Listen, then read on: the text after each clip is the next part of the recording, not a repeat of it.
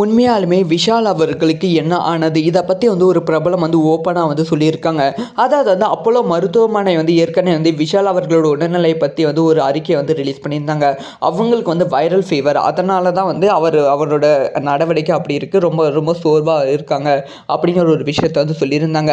அதனால் ரசிகர்கள் விஷால் நீங்க கம்பேக் கொடுங்க. உங்க எல்லாத்தையுமே உங்களுக்கு எல்லாமே சரியாகிவிடும். நீங்க மீண்டும் ஒரு திரைப்படத்துல நடிப்பீங்க. பயங்கரமா ஹிட் ஆகும். அப்படிங்கிற விஷயத்த சொல்லியிருந்தாங்க.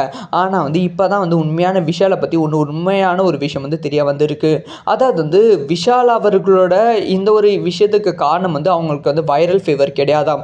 ரொம்ப நாளா கடந்த ஒரு 6 மாசமா விஷால் அவர்களுக்கு ஒரு பயங்கரமான ப்ராப்ளம் ஏற்பட்டிருக்கு உடம்புல. நெறைய மன உளைச்சல் ஏற்பட்டிருக்கு. நெறைய டிப்ரஷன்ல அடங்கியிருக்காங்க விஷால் அவர்கள். தொடர்ந்து நிச்சயதார்த்தத்துக்கு அப்புறமா கல்யாணம் ஸ்டாப் ஆனது. அதுக்கப்புறமா பல திரைப்படங்கள் தொடர்ந்து தோல்வியானது, நஷ்டங்கள் ஆனது. அதுக்கப்புறமா அரசியலையும் மிகப்பெரிய நஷ்டமானது.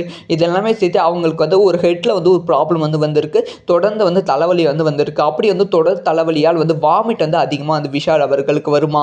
அப்படி விஷால் அவர்கள் அதிகமா வாமிட் ஆகும்போது உடல் ரொம்ப சோர்வடையும். தன்னோட கட்டுப்பாட்டிலே உடல் இருக்காது அப்படின்னு சொல்லப்படுகிறது. பல டைம் மயங்கியும் விழுவாங்களா. இந்த ஒரு விஷயம் ரொம்ப சீரியஸான கண்டிஷன். இதை சரி பண்ணுவதற்கான ஒரு மருந்தே கிடையாது அப்படின்னு சொல்லப்படுகிறது.